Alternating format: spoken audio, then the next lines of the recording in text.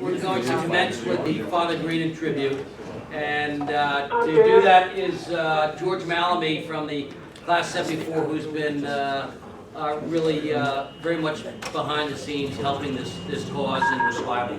George? Yes, I know. And I understand my good friend Paul Hare from Paulese is also there, and Paul Hare's father was very instrumental in getting Father Greenan to come from Ireland to Canterbury School. I have give you a good story to tell you about Father Greenan, either from 1966 or 1973. Okay, hold up 1 second. Hold up. Okay, George? Judy? Judy, you there yet? Judy Sullivan? The very Reverend Judy Sullivan. Very reverend. Is Judy? Very Reverend. Is Judy on the phone? Not yet, when she pipes in, right, start, we'll go when she pipes in. I think first on behalf of the Society of Alumni, Peter Tucker, and Michael Burke, who has been instrumental in helping re-engage alums. Michael's affiliated with the Advancement Office. Peter has worked very closely with board members, with Jim Graves, Bob Steers, to fulfill the wish of Bob Steers, who's one of us. He was a class of 71. Bob's the current board chair, and Bob's top priority, one of them, is to re-engage our era. And so very quietly behind the scenes, this has begun. I'd like to compliment, congratulate the class of 66. The class of 76, I have a lot of good friends, my large brother. Boy, seeing everyone here is just incredible. We have some dear friends I call brothers from the class of 74, which means a lot. Class of 71. Paul Hare is here for the first time in 25 years with his son Patrick.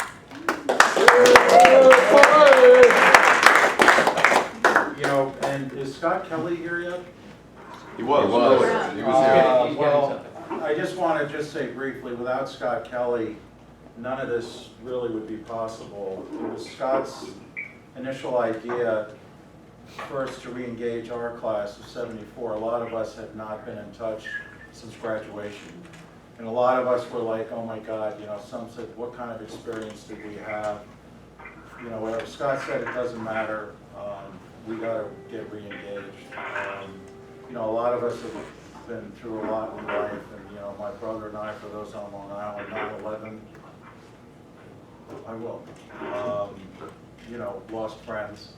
So we just felt it was imperative. Our class decided it was Father Greenan that was going to reconnect our class. So for our 40th, it was Father Greenan that really connected our class. We ended up putting a plaque in the chapel in his memory, and we were all there for the ceremony. So when he passed, we just said for our era, starting 66 through I guess 76 when he was here 11 years. Michael Burke came up with the idea, wouldn't it be great to honor Patrick for all of us who were here when he was here, to carry on his memory? So fine. So we had come up with the concept, my brother and I had spoken, and because of what our family legacy is to say, geez, what better than to have a Bible published in his memory that would go into the chapel under glass. It would be a permanent part of the history of the school and his legacy. So what we did, we gathered the tributes, the yearbook dedications from the class of 67, the class of 75. We have the right, what was put on our plaque in 1974. It's in the chapel, it's in here. Tim McCarthy, class of 74, wrote, this is the last part of the what has been put into this Bible. Tim saw Father on a regular basis. And then the other thing is in reconnecting, Scott Kelly told me, he was in touch with Paul Hare. And Mr. Hare, who was a graduate class of 1930, was one of the people responsible for bringing Father Greenan to Canterbury from St. Saviour's Priory in Dublin. And we were like, oh my God. So we did some research and looked, and Paul was a year ahead of us. He was a class of 73, but in doing the research, 7 heirs have gone through Canterbury, starting, I think, even before 1930. And then so we called Paul just to sort of verify. And we had also heard, it was in the school biography, that Mr. Hare played for the New York Giants. And we were like, and I spoke to Paul. I was like, Paul, man, is all of this true? Can you confirm? He said, let me just check with my brothers. Because we said if he played for the New York Giants, he's got to be submitted for the Hall of Fame. And he checked with his brothers and said, look, we can't confirm anything, so don't do that. But there is a part, the second paragraph in here is really a tribute to the Hare family and to their contributions to Canterbury, but also to bringing Father Greenan here. And they're one of the old line families that came before us, our era. They were there during our era. They helped make Canterbury what it is, and they're a big part of where the school is going. And we've got some of the old line families here today. I'm looking at Michael Burke. I'm looking at Peter Tucker. We've got, John Gilbane. There were a lot of Gilbanes that went through. Our family, there were 3 Malamy families that went through here. I think 6 O'Connors, Daltons, Hughes. I mean, as you look around the room. So this is really, I'm going to have Paul get up and say a few words. And then, Are you still there? Yep. Okay, guys, this is, and Paul was also one of the great wrestlers of that era. He was co-captain of the 1973 team with Bob Spagnola, who just went into the Hall of Fame. And his brother Jack was one of the co-captains in 1969. So both Hare brothers were the bookends of those 4 great teams that went 39-1 over 4 years. It was a dynasty that will never be equaled again in the history of the school. Like Paul Hare. Thank you, George. I felt like a little hyperbole. But I did say I would get up and talk a little bit about the connection my father had, having something to do with bringing Father Greenan here. So my dad was on he was a board of trustee from 60 through 70 until I got in trouble in my freshman year and he decided he had a conflict of interest. So he resigned it. But in roughly 65, I think it was when Father Greenan came here. The school had found themselves without a chaplain, and he was going to be in Ireland that summer anyway. And so he took it upon himself. He used to go to Mass every day, and when he was in Dublin, he was doing that, and somehow he came across Tommy Greenan, and the rest, they say, is history. So it's, I'd always kind of heard those stories. Can't really confirm the New York Giant thing, but he did play pro football in Canada. And he played lacrosse and box lacrosse. But so there's a great history. He was not the first Hare to go to Canterbury. His older brother went. His younger brother went. I was one of 3 brothers that went through. And Mute your phones. Ask him to mute. Tell them ask everybody to mute their I'm phones. still here. And anyway, I just had a couple of recollections of Father Greenan that I wanted to share with you all, because everybody's got their own. He managed to get me out of trouble at least twice, and I'm certain that with both of my brothers. The first year to dedicate the yearbook to him was my oldest brother's year, 67. But for a man who was a Catholic priest, he certainly did worship the sun. So anybody who had ever seen him sunbathing on the Middle House terrace with one of those mirror things, that just roasts your hide off. Or he'd come back from Trinidad and Tobago with a tan on him, like doing something, there's got to be something wrong with that. But he was always an advocate for the boys, and just an extraordinary experience of being part of Canterbury. George, I think I'll hand back to you. Bob? Yeah. Oh, sorry. Hi, I'm Bob Constantine, class of 66. We had the pleasure of being the first class. We were senior year, it was the first class of Father Greenan. Father Greenan followed Father Regis Ryan, who was also a Dominican, and who was a bigger-than-life personality, very outgoing. I used to call him a debutante. But so to have then what appeared to be the demure Father Greenan joining us from Ireland with that soft-spoken voice of his, we thought this was going to be a pushover, and life was certainly going to change for him as well as for us. What we didn't realize was the strength of this man's personality, the depth of his spirit, the love of the boys, his buys at Canterbury. I wanted to pass along one story from a classmate of ours, Jeff Coons, who intended to be here but at last minute had to cancel out, but he wanted me to relay one quick tale. Senior year,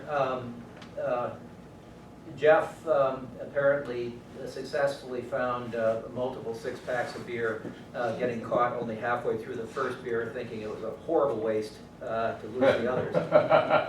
The school granted him a paid leave for 2 weeks.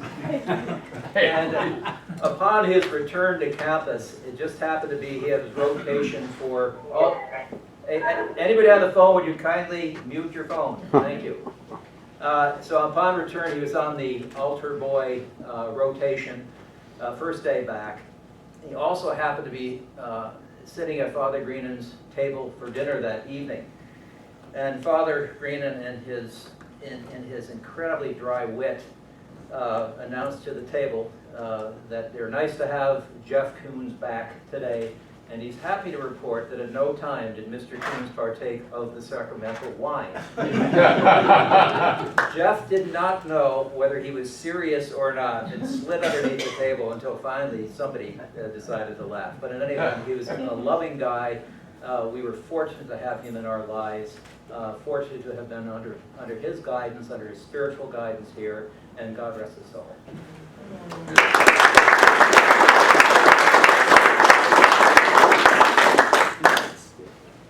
I got disconnected, sorry I missed it. My name was from class of 66. My something class.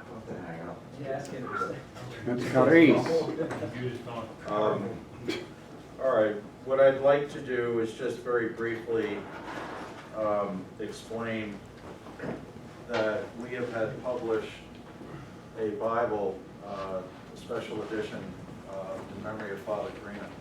And this will be put into the chapel under his plaque.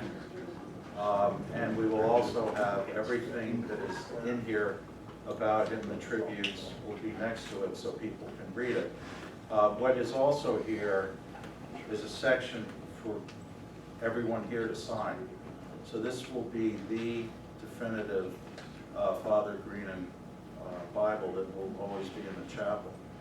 What we're also going to do going forward is in his memory, dedicated to his memory, is we're going to publish a Canterbury Bible, which in the front will have the story of the school and the picture of the Chapel of Our Lady. It will be used as a recognition, in recognition of anyone who gives to the school, but every graduate who graduates will receive one of these. So this will carry on his memory forever in the school and for all of us that he meant so much to. And for those who are here that didn't know Father Greenan, you know, he left in '76. They're blown away, the administration. They say it's unbelievable how people talk about him.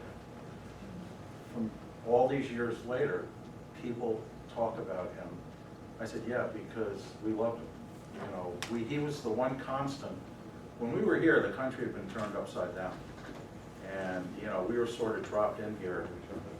For those of us that came freshman year, it was like we were Martians, so we dropped into like a lab experiment. And, you know, Martin Luther King had been murdered, you know, the cities were burning down. You had the Vietnam War, Kent State.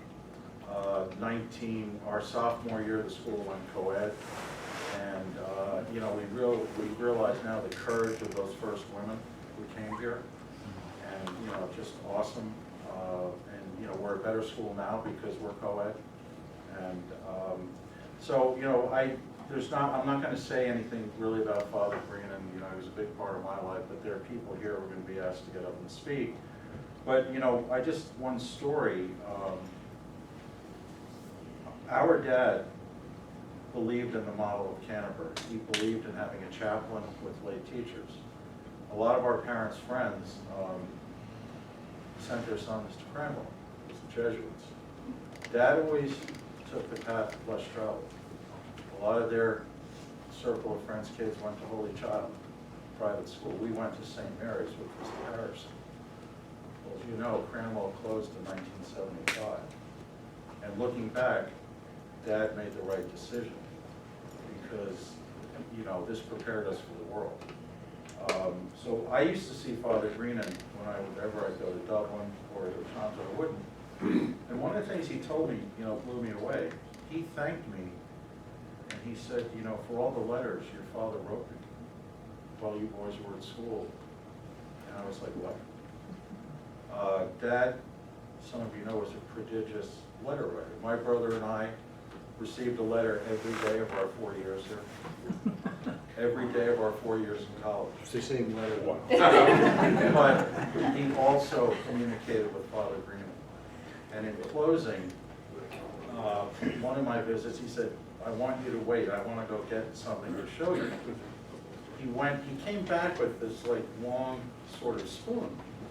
And he says, do you know what this is? And I said, no. He said, well, I use it to take the incense and put it here. And I said, oh, okay. He said, this is the old traditional style. We didn't have one at Canterbury.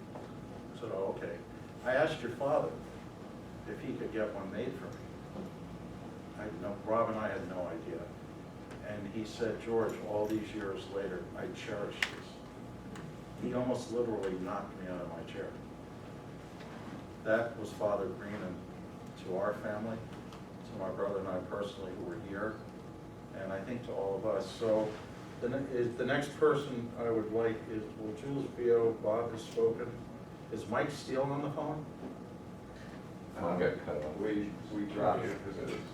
John Alford, Eddie Purley would like to say some words. Can we dial back in, Did we really lose all those people?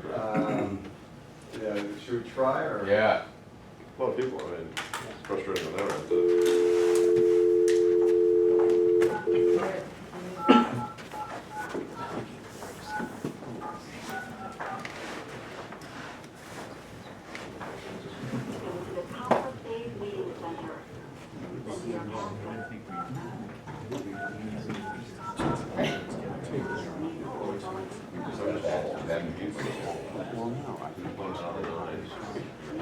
I heard. I could do the trick.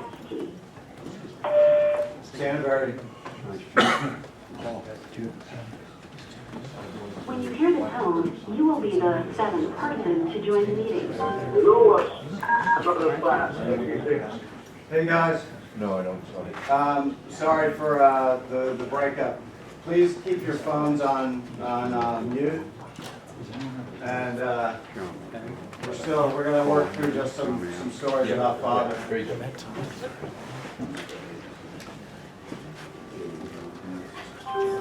You know, Mr. Vio, actually, Eddie, could we have Jules? Yeah, Because he was. Mr. Vio just came in and we're gonna ask Jules.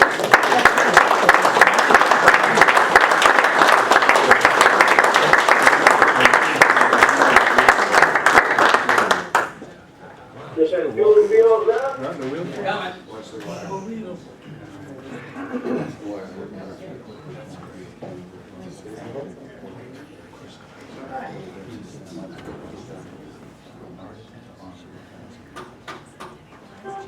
Having kept a correspondence with Father Greenan, an annual correspondence, I should say, I feel most gratified to have been asked, unaccustomed as I am to public speaking, to say a few words about the good Father. What does one say about Father Greenan? One word: magnificent. He was a magnificent man, a magnificent religious, a magnificent priest. You could not ask for more than anyone could ask of Father Greenan and not be satisfied with the result. I'm sure. I'm sure all understand that. All those of you who have known him certainly can understand that. Certainly as a priest, he was a model priest. A faithful Dominican and as faithful a man to his faith as you could ever find. Did you put two in here? Oh, never mind. Message from the eternal. I can't imagine it's Father Green. That's his ghost. It'll be till next. Beautiful. That's Chris Carmen. Is that what I'm saying? Magnificent priest. You could never go to Father Greenan and come away without good answers, good solutions, and always within the faith. His faith was strong to the very end of his life. There is no question about that. And there is no question that he is with the Lord at this time. Thank you. He was also a magnificent person in every way imaginable.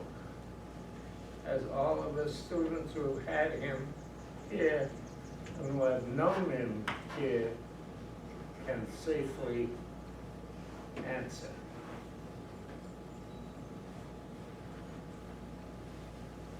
A wonderful man to talk to. His conversation was always good.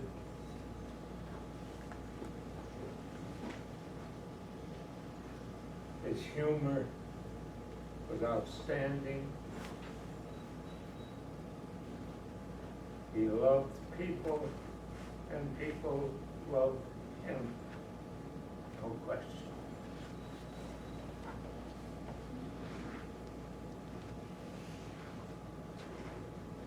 It's already a few words, but still not half, not even a tenth of what could be said that is good about Father Green. As anyone who has known him can testify.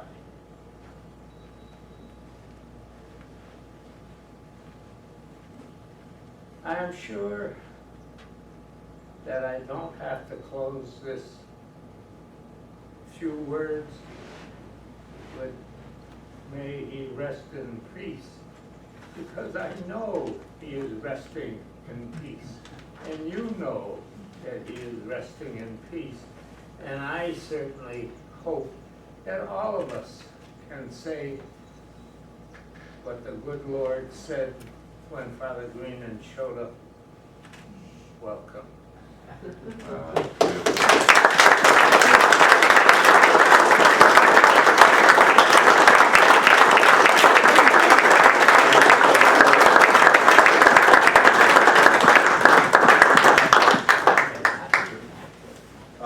Okay, so we have a list of people here that we've asked to speak, and then we're going to open it up for people to, just give their thoughts. So Eddie Pearlie. And it is an honor to see all you guys, and you older guys, when we were freshmen, to see you, to see Paul here, and Pat. I think a lot of us that were freshmen at the time just remember how much fun those days were watching you all just kick butt in wrestling. And it was a time that just doesn't exist anymore. And that old gym with us all banging and making noise, and you guys picking guys up over your heads, it was a lot of fun. I actually wrote comments down, but I'm not going to use them. I guess I want to translate is what a lot of us are translating.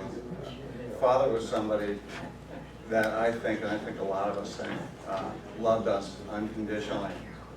And he wanted us to, I believe, love each other and respect each other And I think that, to me, that was the translation, that the man just wanted to unite everyone. And for me personally, I experienced that in '75.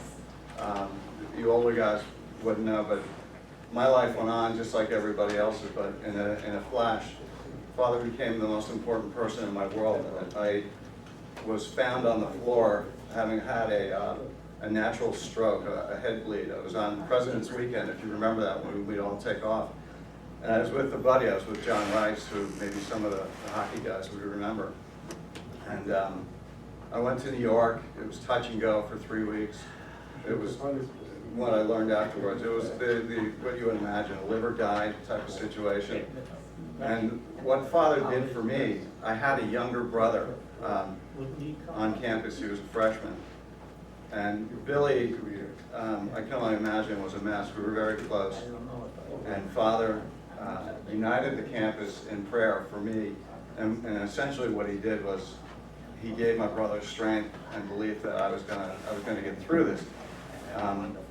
He did the same for my family. They were comforted. My dad was a doctor. And for me, when I woke up, I was humbled. So I came back to campus and it just continued. Everybody supported me, and I was able to recover. And if you bear with me a minute, I'm gonna actually do something that I've been thinking about for years, which is a lot of the people in this room are the people that allowed me to recover and believe in myself and not compete in sports anymore, but just move forward, if you will. And none of them know that I'm about to do this, but Lisa Tobin was somebody who we were all close, and Lisa offered to talk to me anytime I needed it, and I ended up needing it several times, where we would meet at Middle House Terrace late at night, and I literally would cry on your shoulder about what had taken place and how I was going to move forward. Coaches, Kevin Burke and Nicole aren't here, but Coach Vanas, I was on the golf team, and Coach Vanas, he was such a stickler for the rules. He wanted me to play and get my letter, but I couldn't carry it back.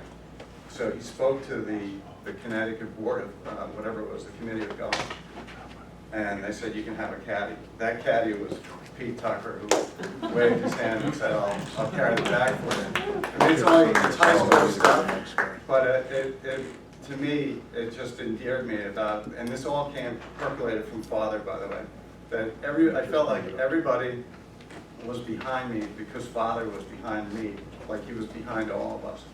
So anyhow, so he was my caddy. We went out and we actually won the first match. It was ugly, but he gave me a read on the last hole, and I sank this long putt.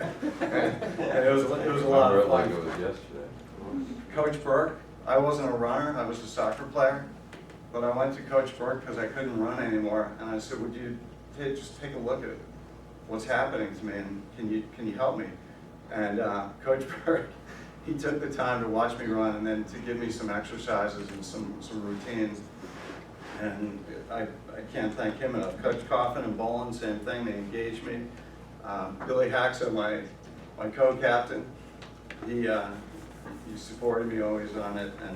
And then finally the nurses, if you guys remember the nurses, when you have a stroke like I had, everything was out on my left side. And I couldn't run with my hand and my arm hanging down, so the nurses used to tape my arm in a running motion for games. And I was up here, I was locked up, and I essentially looked like a statue running around. It worked. And Mr. Villa, how ironic that I would get to thank you last but not least. Mr. Villa would come to my room at night, because I think my brother was on a tennis team with Mr. Villa, and somehow you sensed what was going on in my world. And he would just knock on the door, and he would just want to check in and talk and see if I was okay. So all of that together was because of Father Greenan. Father united our whole campus, and he gave me strength. And the story doesn't end there. I'm going to give this to you quickly. My younger brother, Billy, 30-some years later, 7 years ago, came down with melanoma. And through the years, my brother had always said to me, he was the guy on campus, he was the freshman, he used to say, Father delivered a miracle. And I was like, hey, are you sure? And he goes, no, he delivered a miracle, and everybody that was there delivered this miracle. So 7 years ago, Billy came down with stage 4 melanoma. And we got to the point where it was clear that he was dying.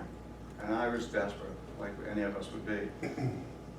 And I didn't know what to do. And I started thinking about what he had said. And maybe some of you heard it, but I sat in desperation and went through the old directory and typed out to everybody I could find from that year that my miracle was delivered to me, that I woke up and was able to recover. I asked everybody just to pray for my brother, and what came out of it was that we agreed we were going to pray on Christmas Eve. And it was going to be an exact time, it was like 8 o'clock. And I went up to my brother's house with my wife and kids, and we all held hands. And everybody that was a part of this, I'm going to guess it was hundreds of Cbury people, held hands literally around the world. I mean, Panama, Europe, Switzerland.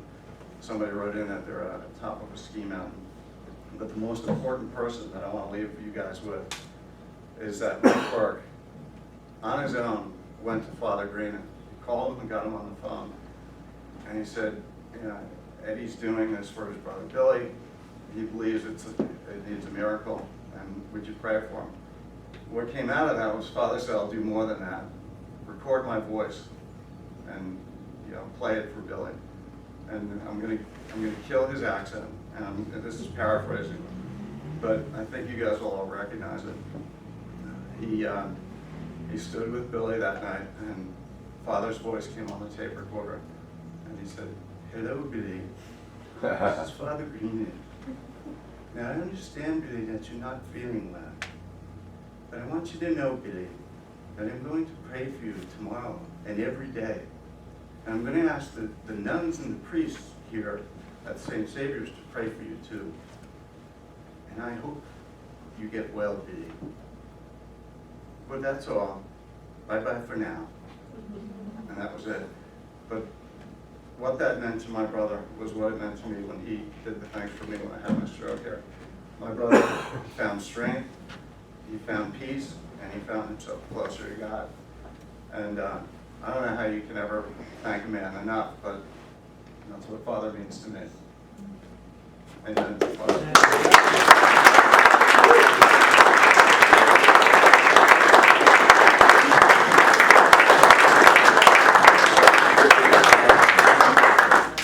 I don't know how you follow that.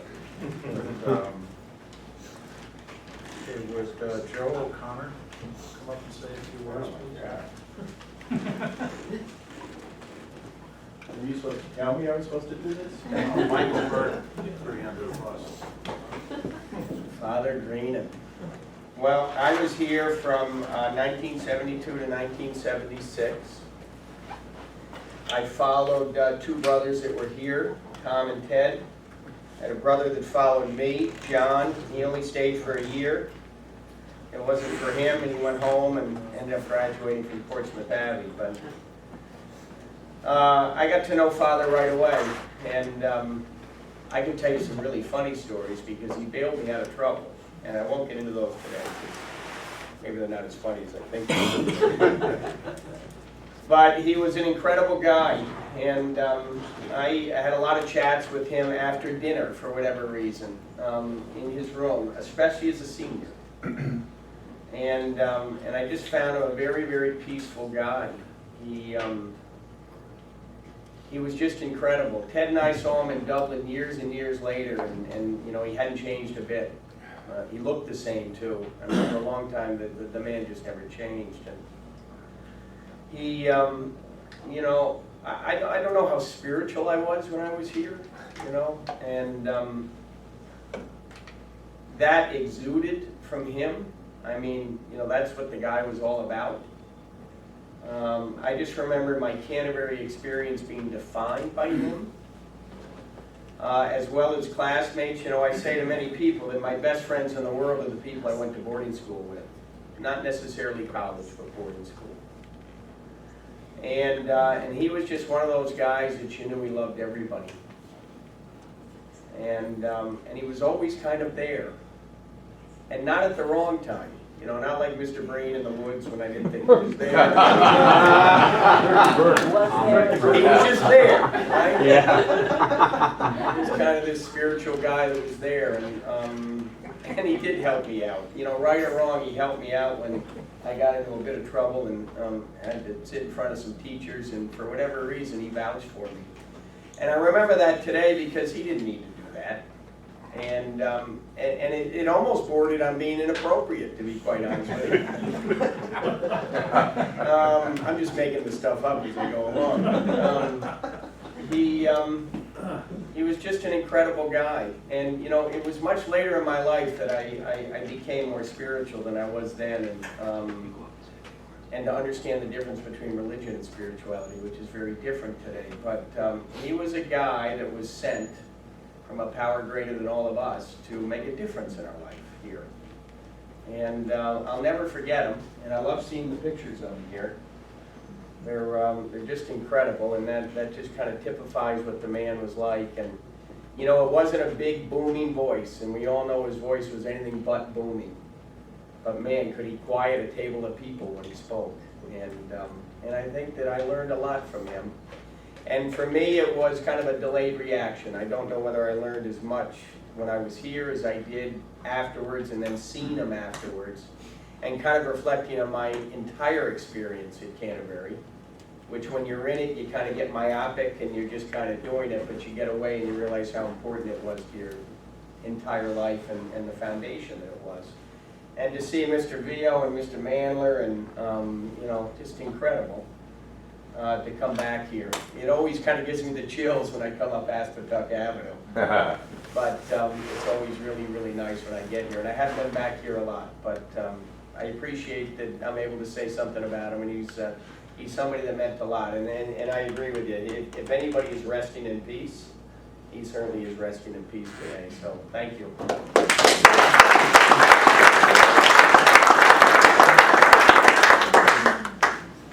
Like my brother Rob, come up.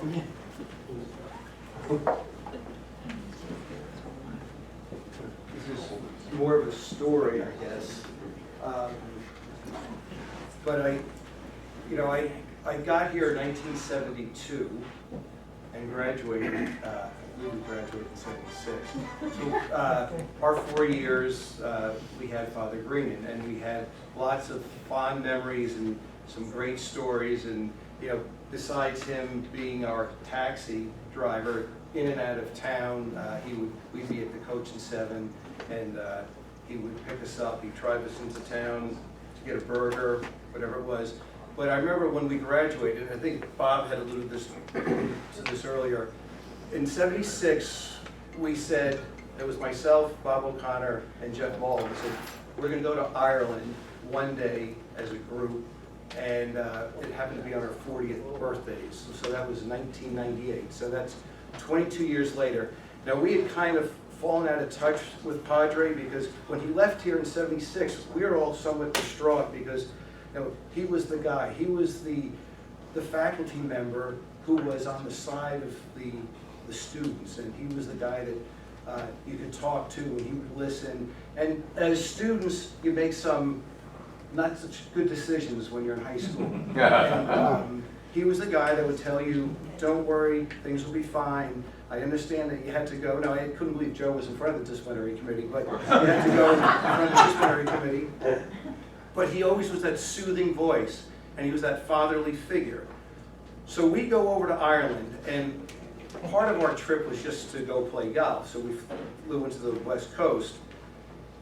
But more importantly is we wanted to go end up in Dublin and visit Father Greenan. Now we hadn't given him a heads up at all. So we drove across the country. We get into Dublin on a Friday night. And on Saturday, we go over to St. Saviour's Priory, again, with no advance warning to him. And we knock on the door of the Priory. And the gentleman opens up the door and he says, can I help you? Yes, we're here to see Father Greenan. Oh, let me just see if I can find him. So he left, and we just stood there like three mannequins, bang, bang, bang. He opens up the door, and again, we haven't seen him in 20 some odd years, and he looks at us, and he looks after a pause, and he says, Mulhall, Malamy, O'Connor, you guys are still together. We went upstairs and we spent hours talking with him and reminiscing and stories. And one of the stories, and I remember this dearly, is as a sports fan when I was here in school, you remember certain sporting events, and it was 1975, it was the fall of '75, and the Red Sox were in the World Series against the Cincinnati Reds. And I was a proctor in Middlehouse, so I spent a lot of time in his apartment.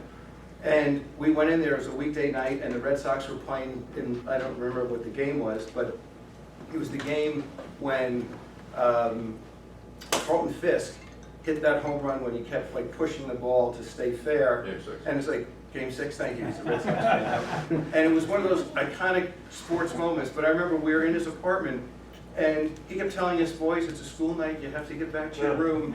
And we said, but Father, the game is going on. He says, no, but you're gonna get to, I'll let you, and he let us stay till the end, and in his nice way, at the end, he said, now you can go and we'll catch you in the morning. So we left, but I remember, sometimes you remember where you are in certain events, and we were with Padre that night. And then later that spring, kind of a funny twist, was we were sacristans, so there was no air conditioning, I don't know if there is now, but in the ladies' chapel. And it was kind of a warm Sunday morning, and we were on the altar, and we had our cassock and surplice on, and Father is in front of the congregation saying his word. I don't think he was doing the homily, maybe he was in the order of the Mass. And as the Mass is going on, I look to my right, and I see a gentleman who, I don't know if he's on the phone still, but Jeff Mulhall was there, and I see beads of sweat coming down his forehead, and he starts to sway a little bit. And I'm looking at him, and I says, oh my gosh, I hope nothing happens, because I don't want to cause a scene. All of a sudden, bang, his head hits the marble floor. Father Greenan, without hesitation, just kind of leans over and says, it must have been a big night last night. And he continues on with his Mass. So I believe Mr. Martiska and Mr. Vaness, who was up there, look at him. I saw him, and they kind of dragged him back into the sanctuary. And because we didn't want to miss a beat, Father had to continue on with Mass.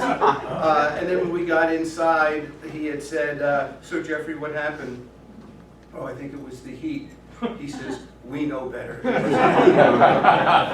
anyway, just, in closing, I just would say that when I look back at my years, he was a gentleman who we always would go to for advice.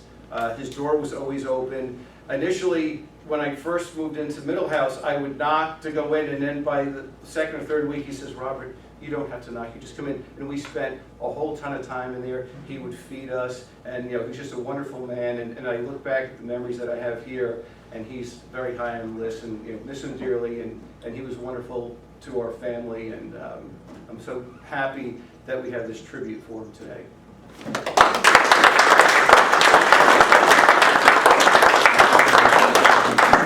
And Buddy Thompson? No. Not here. Okay. Scott Kelly, could you please come up?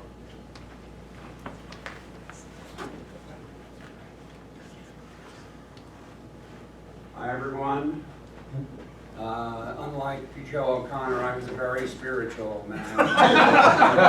So I spent a lot of time in the chapel on my knees. I never passed out on the altar, however, I'm happy to say. It's so great to see everyone, really. Thank you for making the effort to come.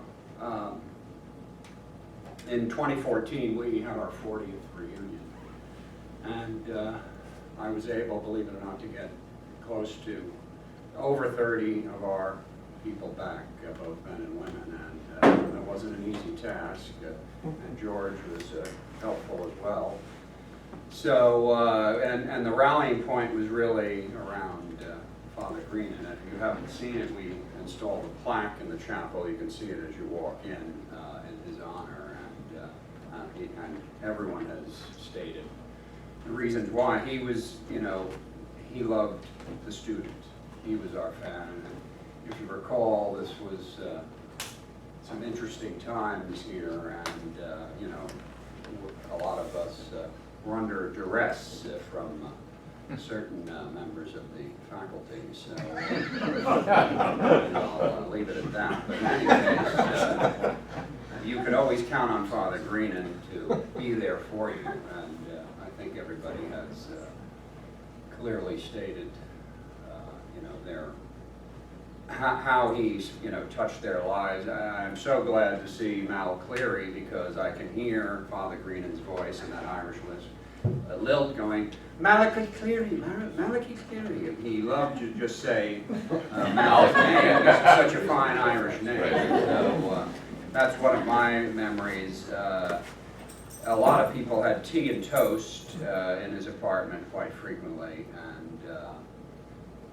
Paul Hare told an interesting story. You don't mind if I recant a little bit of that. So they, you know, we would catch the bus back from New York, and now and then people would stop in some of the local establishments nearby, the Biltmore Hotel, and they, you know, happened to miss the bus. They had enough money for train fare. They got to Brewster, and you know, no money.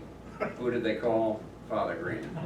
So he was there to pick them up, and you know, nothing else was said about it. So you know, I have loads of stories, but I know everybody would like to get out of this hot room. So I think.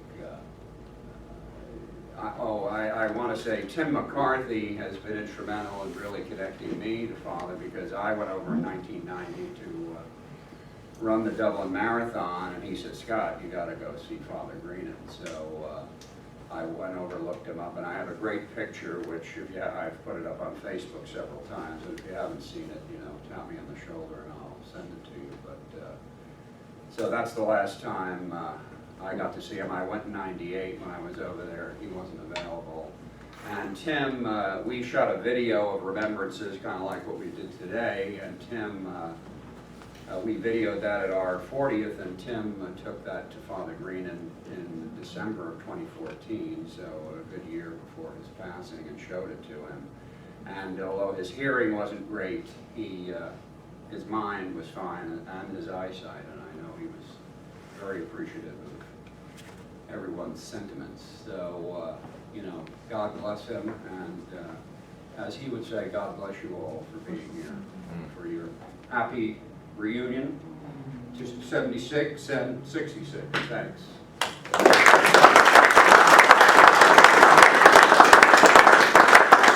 Okay, and with Pat Filan, first of all.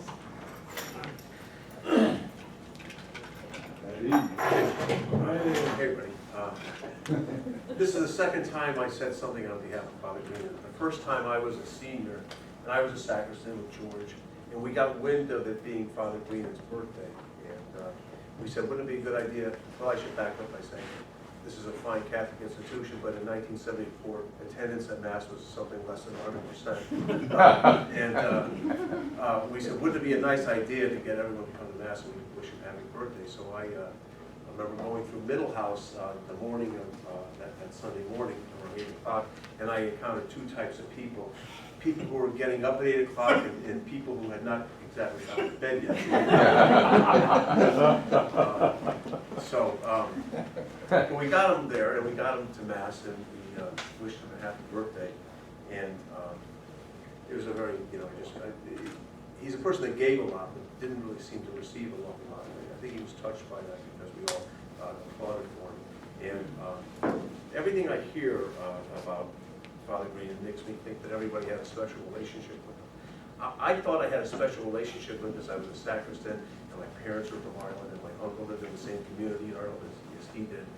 And what I learned is that he had that way with everybody. Everybody had a very close relationship with him, and it was always sort of the same thing. He was a person, I think, who really understood the essence of say, the Catholic faith. Someone once said, you should never make the mistake of confusing faith with the organized church. And I think that's what Father Greenan reminded us of all the time. And that was not an uncommon thing, I think, for an Irish Catholic priest to stand up against institutions, including even the Catholic Church from time to time. I remember after he left, I spoke to him, and he referred to a former administrator of the school as, quote, a bit of a bastard. And, you know, for Father Greenan to refer to someone as a bit of a bastard is sort of suggested that they're going to be in the hottest corner of hell before it's and he really, I think, did stand for the idea that we ought not to confuse faith with the organized church. He was an advocate for students in the true sense of it.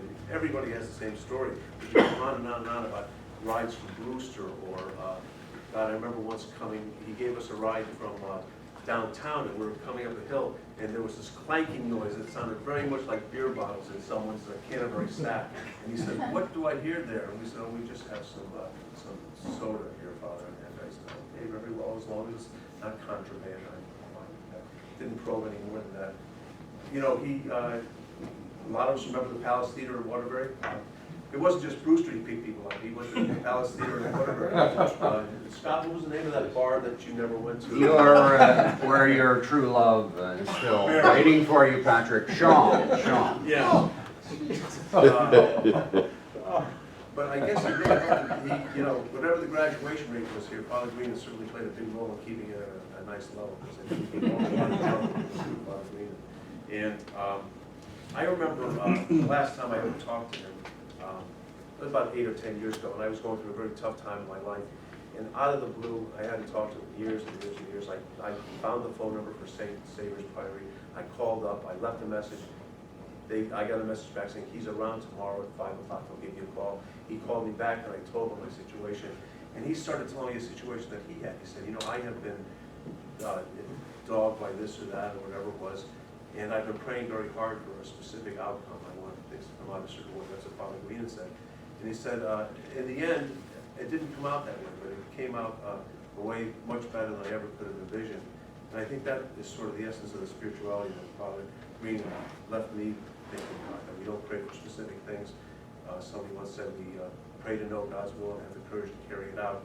And Father Greenan sort of is always a reminder to me that someone stands up against authority in a very subtle way, in a quiet way sometimes, but he was a very good reminder of what the essence of what we've been taught here is. So, thank you.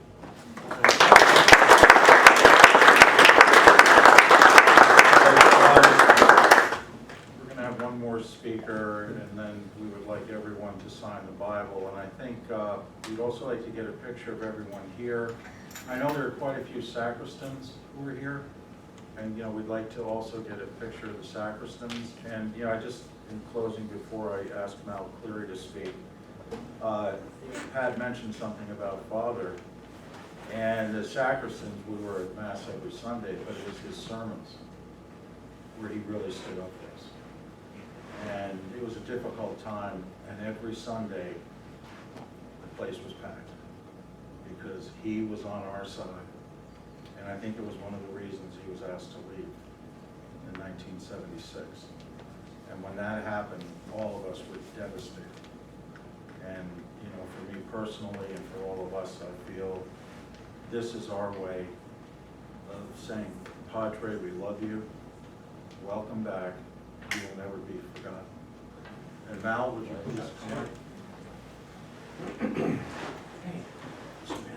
John, Malachi Cleary, class of 75. I wanted to be here today because he was a big part of my life. One of my big regrets, I was in Ireland in '92 in Dublin, and I completely forgot that he was there. I think I was just more into chasing the Guinness or something there with my brother.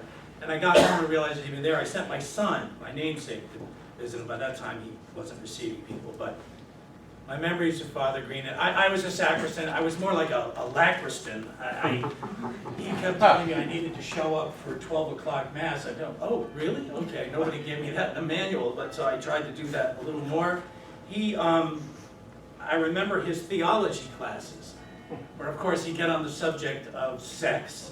And he'd give you, and he's a Dominican, so conservative, man, he used to lay it on. And anytime I question him, he'd look at me and go, Malachi, what are you saying? More questions.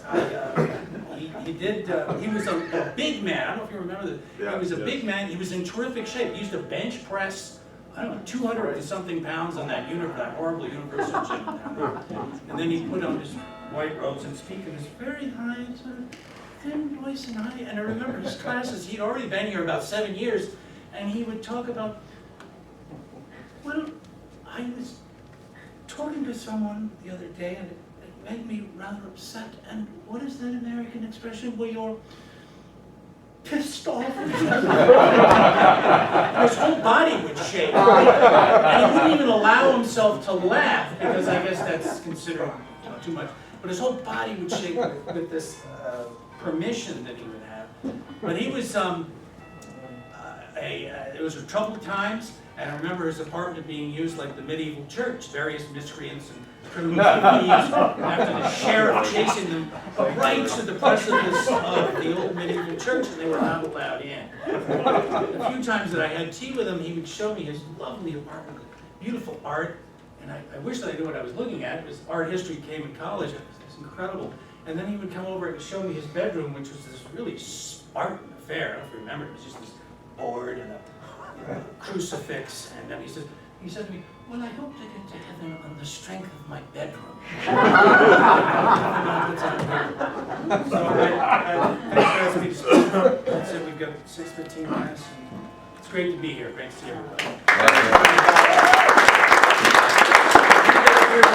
To sign the Bible, I mean, you can just write your name, your class, or if you want to say a few words, and then Mark, if we could get a picture of everyone that's here, and then one of the sacristans. And then again, on behalf of all of us, thank you so much for being here.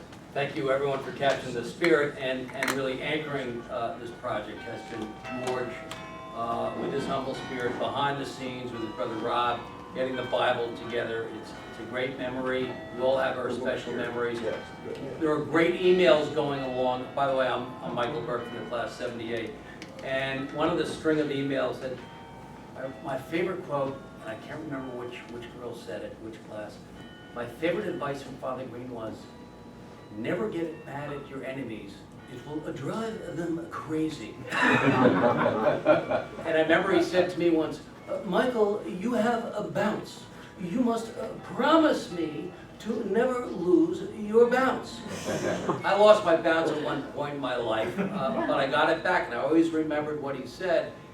And he always saw the positive side, the good side of people. And I think everyone captured his spirit so lovingly today. So please, as George said, thank you for all your work, and please sign the Bible, and thank you very much.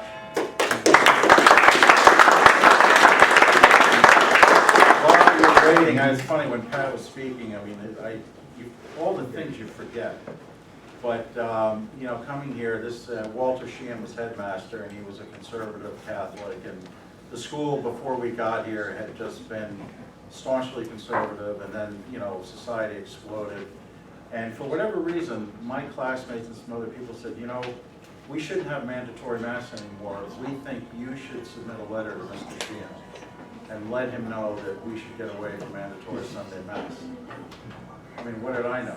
So I sent him a letter on behalf of the students. And I think I was a freshman or a sophomore. And did I catch holy hell from him? I got called up to the headmaster's house. My parents got a phone call. The letter went home. And I have completely forgotten about that until now. So I mean, you can imagine what the hell was going on here, you know, back in those days. But, you know, that's it, guys. Thank you.